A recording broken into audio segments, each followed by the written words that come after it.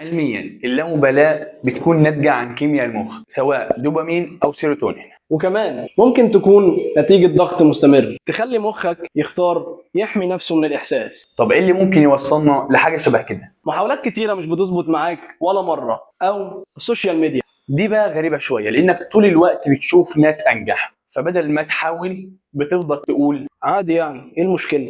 ومن أشهر الكتب اللي اتكلمت عن اللامبالاة هو كتاب فن اللامبالاة لمارك مانسون. والحقيقة هو اتكلم عن اللامبالاة بطريقة مختلفة عن التقليدي. هو كان مركز قوي في كتابه إنه يوصل لك إن مش كل حاجة تستحق الاهتمام. لا، ساعات اللامبالاة بتكون مفيدة. ومن الحاجات الجميلة اللي ركز عليها برضه إن الألم جزء من الحياة، بس من الذكاء إنك تختار نوع الألم اللي تتحمله علشان توصل لهدفك. وفي النهاية في مقولة لتشارلز بوكوفسكي: أحيانا يكون أكثر ما تفعله من قوة هو ألا تبالي.